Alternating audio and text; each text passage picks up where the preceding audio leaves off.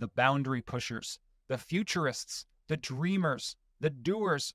What do they all have in common besides overcaffeination? They seek new possibilities, new innovations that can enhance the human experience, and you'll find them all at CES. So dive into the most powerful tech event in the world, CES 2025. It's January 7th through 10th. It is in Las Vegas, and you should be there. So join us. Register today at ces.tech.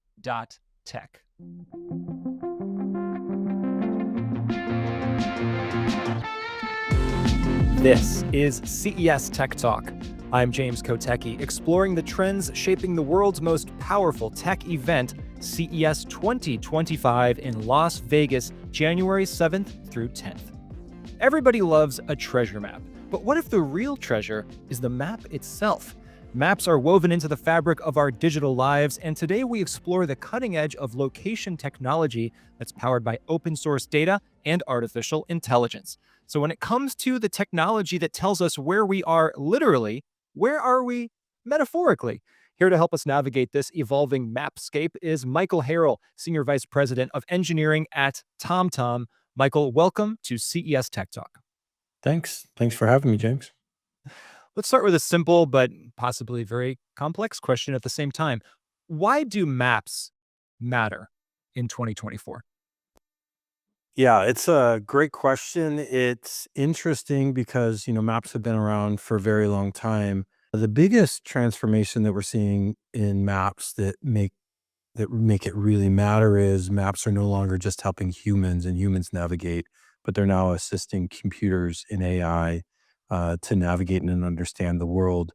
And so now that we have all these devices that have become mobile, your phone, your computer, your car, like all of these devices, they need to understand their place in the world and to be able to interact with each other, to interact with the humans that are navigating in the world, understanding where they're located and what is around them ultimately allows them to do the best. So we have obviously autonomous driving as a great example of one of these worlds that's continuing to advance in mapping so that the vehicles know how to navigate through the world, but also location analytics. Many different companies trying to better understand how they can continue to enhance their products or offerings to their customers, better understand related to their customers. So you can imagine the world of maps mixed with census data, mixed with private customer data, ultimately coming together to be able to produce a even deeper and richer understanding of the world.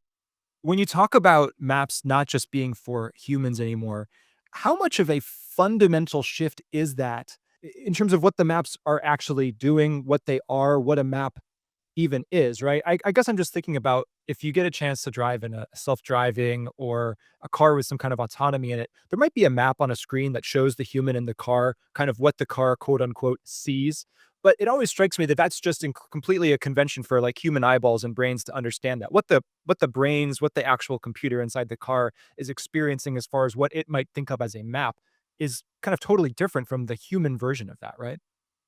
Well, certainly how human interfaces with a map and how a machine and AI ultimately wants to index and quickly access that information and make interpretations from it is very different. But in its most basic raw level, maps are still the same thing. Maps have been around for thousands of years and they will be around for thousands of years more. And they've actually not meaningfully changed in that they're attempting to represent the physical world in some easy to consume way to be able to represent your position in that world and how to ultimately decipher what is occurring. And the biggest change that's happened and continues to happen in maps is the amount of understanding of the detail, the accuracy, how much features you put into that data. And the world that we're existing in today, machines require a much more significant amount of accuracy and detail to be able to operate safely, to be able to quickly and easily navigate and understand what's happening.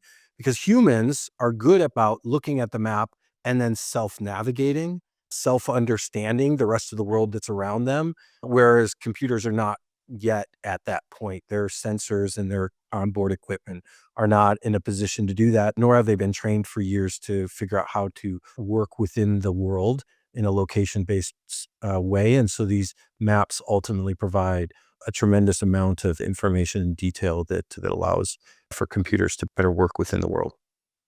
So you're saying that for computers to use maps, the map almost has to provide more than it would to a human brain, just because the Yeah. human brain is more has its own, like, I'm putting the word map in quotation, but the human brain like maps the world on its own, right? And you, the map maker, can assume the human brain will kind of do some of the work. Whereas if you're making a map for a computer, you can't assume the computer will do as much of that work. Is that Yeah, correct? well, we take an example in autonomous driving. So we keep hearing that, will autonomous vehicles be able to drive themselves? And there is even parts of the industry say, well, we have enough sensors on board that maybe we won't even need a map in the future for these autonomous cars. Well, humans, by the way, first they need a map. They need a map to navigate. Now the question is, do you need a high definition map to figure out how to safely operate the vehicle? And the answer is absolutely, because just simple situations like how slow should you slow down for a speed bump? It turns out there's a big chunk of concrete pulled out of the asphalt when you go up to a speed bump in many of these speed bumps, because humans even have a hard time first time going over the speed bump detecting the safe speed to drive over it, which won't bottom out your vehicle. But having a map that understands, having seen enough humans go over the speed bump and predict the right behavior of what a proper speed should be over that, you can put that in the map, and then the vehicle can safely use previous human behavior to be in the map to determine proper future computer behavior.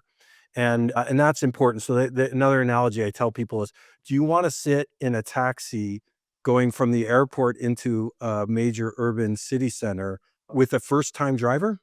Or do you want a taxi driver that's been doing it for years and knows the entire area? If you build in all of that experience and knowledge of how to safely navigate the roads from thousands of drivers driving over many days, you can build that into a map and really teach the computer how to behave Mm. more closely to a safe and proper driving behavior, instead of having an onboard machine trying to figure it out for the first time every time as if they're like a new driver. And that's the difference of why, you ultimately want a map and to help the computer. Is this where we get into the concept of open source data for mapping, which I know is really important to TomTom? I mean, this concept of open source has been around for a while, right? But is it especially resonant when it comes to just needing a lot of data to train these AI systems? In fact, it is one of the biggest things that's finally, I think, taken us over the threshold in the mapping industry. So the mapping industry, just to kind of to take a step back a bit, is been working in silos. So there's a few companies that build an entire map, TomTom being one of them. And each of these companies have built a map on their own in their own silo. And the challenge is that When they you say entire map, you mean of the world, of a city? What is that? of the entire world. Okay. So the So entire there's just a the few entire companies that have really mapped the whole world like that. correct. And we say the entire world, it's in fact not of the entire world, because there's regions that are just not well mapped or mapped at all. And it's because each of these companies have to prioritize. So we map much better North America and Europe, for example, than parts of Africa. And the reason is because it's just consumer, how many customers are utilizing the map that cause you to prioritize how much detail and how far you go into mapping. But that's not the best way to ultimately work in the mapping world. And now that the maps have become so demanding of yet even exponentially more data, the answer is that, in fact, no one company can meaningfully map the world with all the data that's required to do it well. And so TomTom, there's a great slogan that TomTom came up with, which is, "It takes the world to map the world," and that is very true. And that's where open really comes into play, and just saying, "Hey, we all should collectively work together to map the base capabilities, the base understanding of the map, so we have a shared understanding of the world." So you can now imagine if we all have a shared base understanding, just the most simple stuff like where the roads are, where the buildings are, where there's certain restaurants and tourist attractions and stuff like that. And we all share that exact same understanding. It won't be perfect because map never is a perfect representation, but it'll be more close to perfect because we'll all collaborate and fix and make it better. And more importantly, we'll all have that same shared understanding of what it is. So now we can communicate. Anything that's communicating in this virtual world is communicating with the same understanding. And before, we had this singular understanding of what the virtual world looked like and what its map was, and they were all working their own silos. You couldn't talk to each other. So devices, one device working in a location space couldn't talk to another device. The analogy is if your Android device, your iPhone, and your PC couldn't communicate to each other. Could imagine a world where these devices couldn't communicate to each other. That's the location-based space has been for decades, and it's been significantly stifling to the advancements of autonomous driving. Mhm. There's been advancements in a lot of location capabilities because we can't innovate and move forward because we're not all in a singular space. And so this has been a huge kind of breakthrough for the industry to get us into this singular space and ultimately have a shared knowledge that we work against. Uh, I don't know if you remember the movie The Truman Show. But as I was prepping Absolutely. for this interview, there's a scene in there where they flash back to a young Truman in school, and I think Truman says something like, "I wanna be an explorer like Magellan," or something like that. And the teacher, to kind of warn him off from trying to ever leave his town because it's on TV, of course, it's a simulated reality show for those who haven't seen the film. The teacher says, "Oh, no, the whole world's been mapped," and then she pulls out, like, a whole map of the world, and I think that movie came out in, what, the late '90s?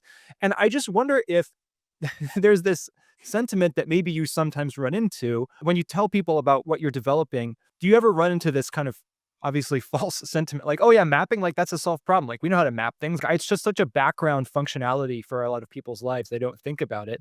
And what you're saying, I think, in articulating very effectively is the further we go down this technology road, the more sophisticated and the more challenging it actually is. It's not a solved problem at all. Yeah, not even close. I mean, the level of detail that's required isn't there. If you just look at the maps you look at today, do they represent reality close enough that you could imagine a computer understanding how to basically maneuver itself through that world? And the answer is in most cases, no. In fact, when you look at the 3D representation of it, it's very cartoonish. It's not representing reality exactly right. Where the road begins and ends isn't exactly right. And you can now imagine a computer, if it doesn't know where the road begins and ends, that's going to be a big problem. If it doesn't know where the stop line is, big problem. That's one side of it. The other side of it is just the world is constantly changing. Everything's changing, and the speed at which you can adapt to that change is also critically important. I'll give a couple extreme examples. The earthquakes in Turkey, the recent flooding in Valencia, the minutes matter. When that world significantly changes at that level, you gotta know which roads are open, which roads are not open to get emergency vehicles into place. You need to know where the pop-up tents for medical supplies are. There's a bunch of stuff that has to happen within minutes on the map to be able to ultimately save people's lives, and we're still not there, honestly, we're just not. We take more time than is necessary for us to get a new understanding of the world and have it mapped correctly for being able to operate well within that. So it's a more extreme example, but the world is constantly changing, and our ability to keep up with it, is still not where it should be.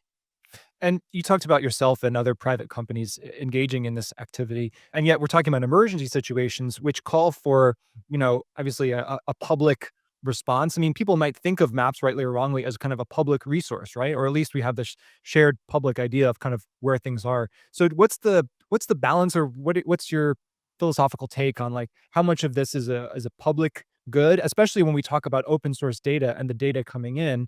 What's the balance of kind of public and proprietary when it comes to how your companies think about these things? Yeah, I mean, ultimately, the biggest challenge that I think separates the public versus private is the cost. And so, where it requires meaningful cost to still acquire the information that's necessary to build the quality into the map, ultimately, you have to be able to offset that cost through selling to customers. So where you find more often the value add or the things that are being sold are ultimately the things are also costly to acquire. Now, of course, in these situations like Valencia and others, then that data is donated. and you provide that as quickly as you can and help in any way you can to help the situation. But in normal day-to-day practice, so what's the things that have been commoditized that are considered open and no longer as much a value as the things that Overture, which is that collaboration that was founded by TomTom, Microsoft, Meta, and Amazon, come together, and we've basically decided that as a group and a much of industry companies have now joined that as well and said, look, this is the stuff we believe is now commoditized, should be open to the public, and should not be something that where you are taking money from. And so these are where the road network is, where the buildings are, where these admin areas are, and these places, things like restaurants and tourist attractions and things like that. And it's just a base understanding of them. So it's not opening hours or detailed menu information. Still very complicated to source all of that. And so that's still value add that's put on top. Reviews, you know, TripAdvisor and Yelp and all these that have detailed reviews that they've worked with their customers. That's still meaningful data that can make a difference for their business and ultimately make a difference for others. That's still value add on top. Let's talk about AI from the perspective of how AI helps you maybe create these maps. We talked about AI kind of looking at a map and computers trying to use it and operate in the world. But if it takes the world to map the world, how much is AI involved in that map making process? Yeah. So AI is involved in everything we do. I just take a really high level. If you just give me a few minutes to just talk about AI, because it gets a little confusing. Please do. There's been a history of AI for quite some time at TomTom and in the industry to help kind of set people's minds on AI. We had classical AI, which I would define classical AI as where humans wrote the rules to the computer. It told the computer what the rules were. And then this advancement happened called machine learning. And what machine learning did was instead of humans writing what the rules were, humans labeled data that said this is correct and incorrect as a part of the data or categorized the data. And then the machine looked over that categorization data and created rules. And that was a huge advancement for the industry to get into machine learning. Then we had something called deep learning. Deep learning, all it did was still humans basically labeled the data. Machines looked over the data and they found features within the data and then wrote rules based on those features. And then deep learning gave us another step in a direction. And then 2017, there was a white paper called Attention is All You Need, which was attention to the input in particular, what it was talking about, and it created something called transformers. This is the advancement, one of the two breakthroughs that happened in AI that we're all now talking about and is creating a lot of buzz.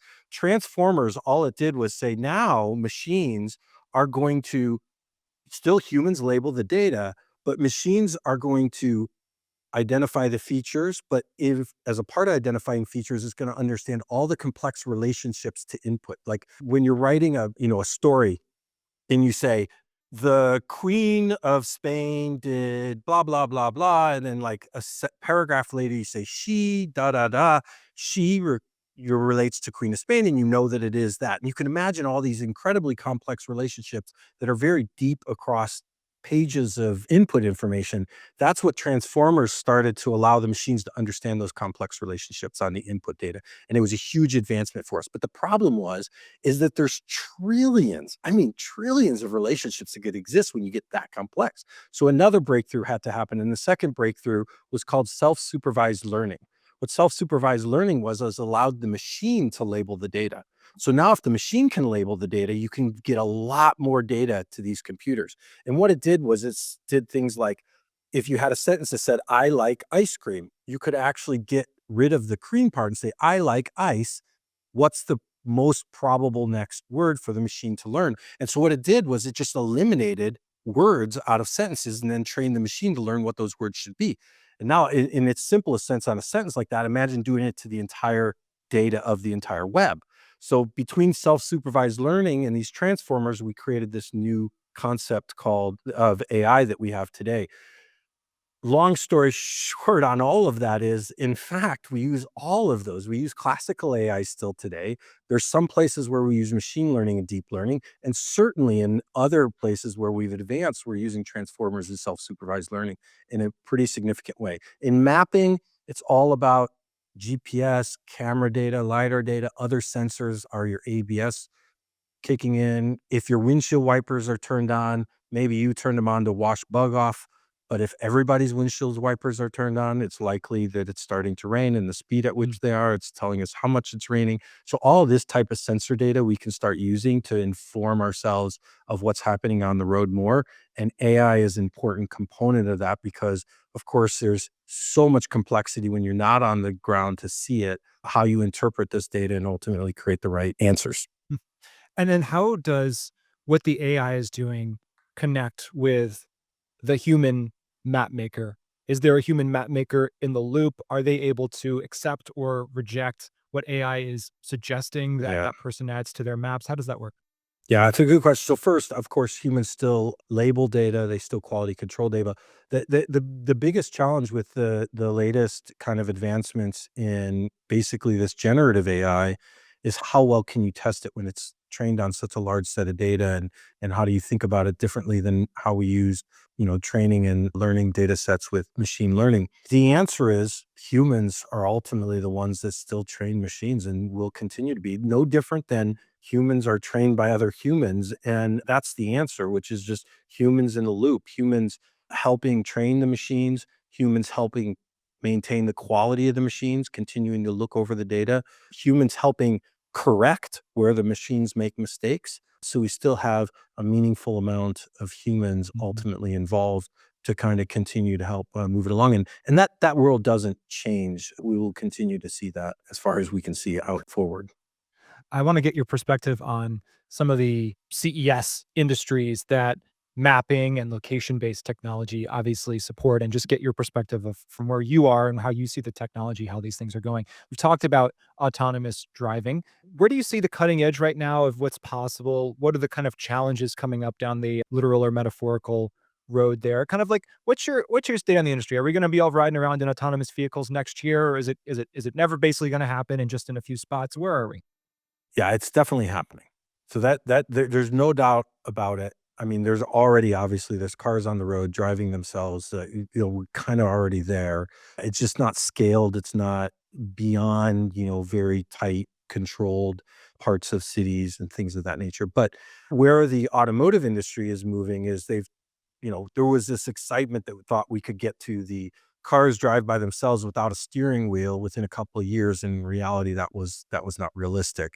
And where we're really advancing towards is now, instead of saying get from 0 to end game overnight, we're moving the levels of autonomy. So most people have in their car speed assist and kind of lane guidance. That's the first beginnings of autonomous driving, and you continue to see further and further capabilities of taking your hands off the wheel.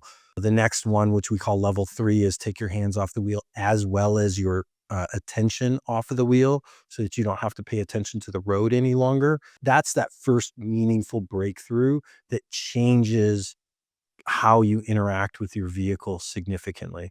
Because as soon as you no longer have to pay attention to the road as a driver, and you can start to pay attention to other things, that you're going to see the car start to meaningfully transform. Because now all of a sudden, this whole world of the car opens up to you and go, well, now what do I do if I'm not operating the vehicle and paying attention to the vehicle as much?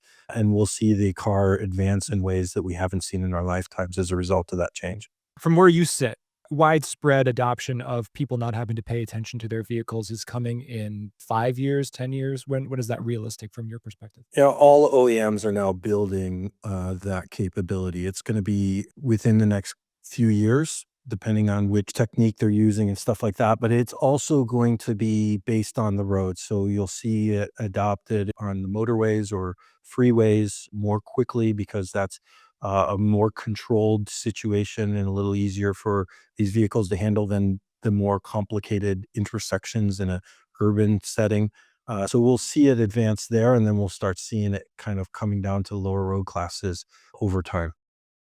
What's the state of uh, navigation for humans in maybe indoor spaces, urban spaces, human-made spaces, especially when it comes to maybe overlays? We talk about, augmented reality. So how is what you're doing in the technological innovations in the mapping and location space, how are they contributing there? Yeah, so first, AR is also happening. There was massive investment in AR until AI blew up, and then we've seen some shifts in investments into a little bit more into AI than as much in the AR, but AR is still very much an active space. It is actually very similar to autonomous driving. So it's the same thing where the device has to understand its place in the world.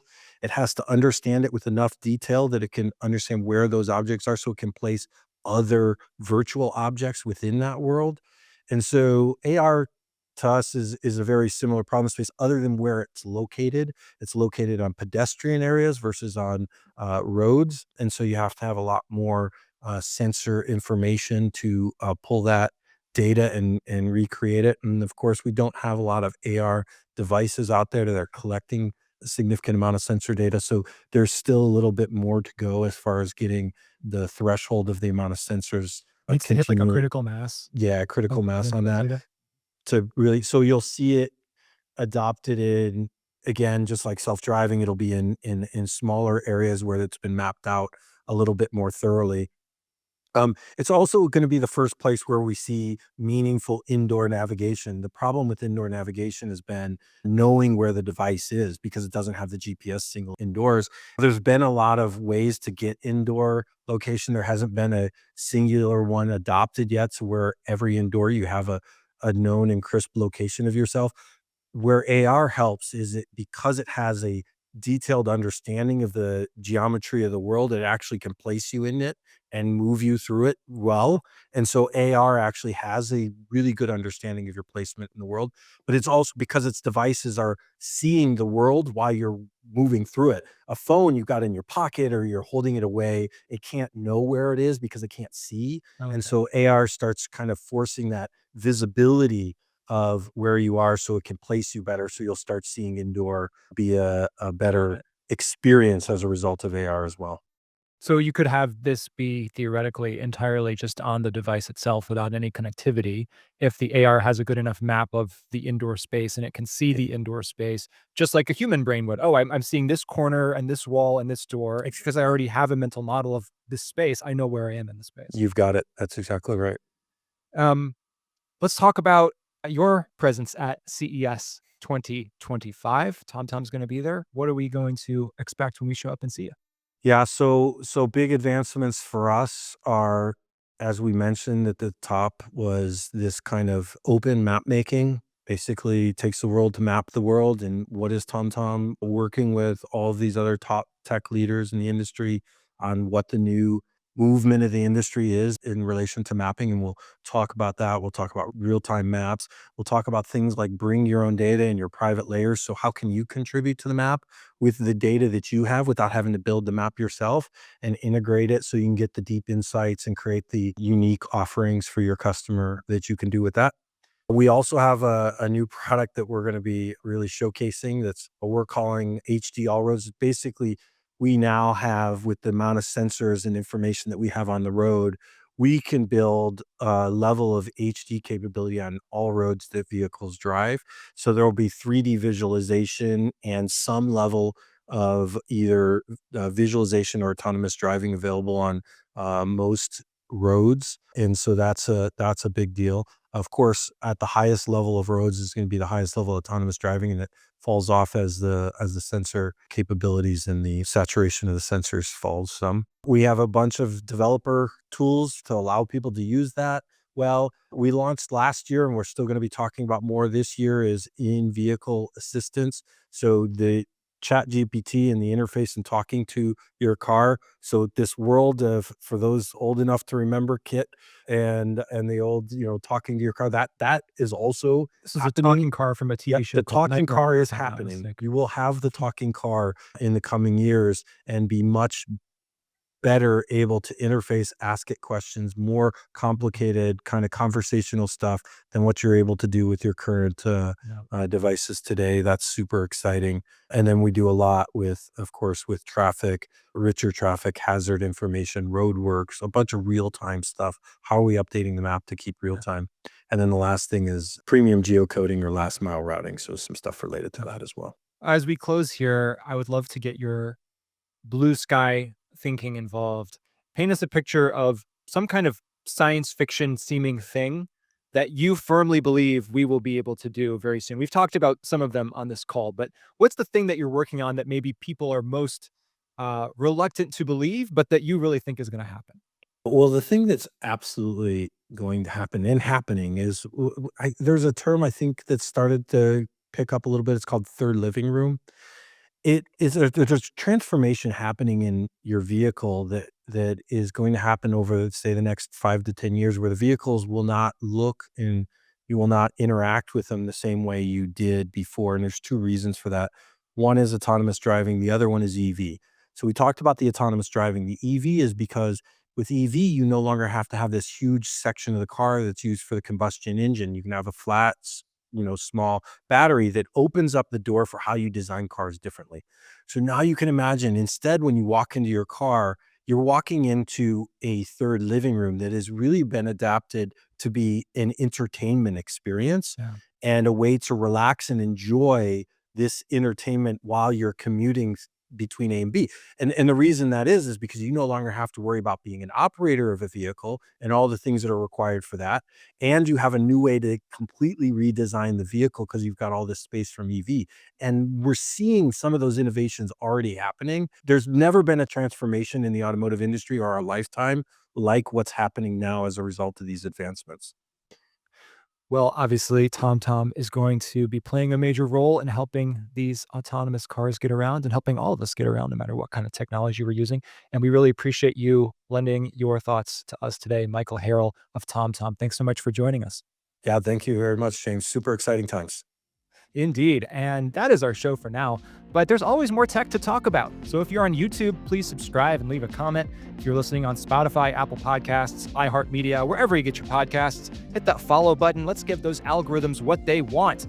You can get even more CES and prepare for Vegas at ces.tech. That's ces.tech. Our show today produced by Nicole Vidovich and Paige Morris, recorded by Andrew Lynn, and edited by Third Spoon. I'm James Kotecki, talking tech on CES Tech Talk.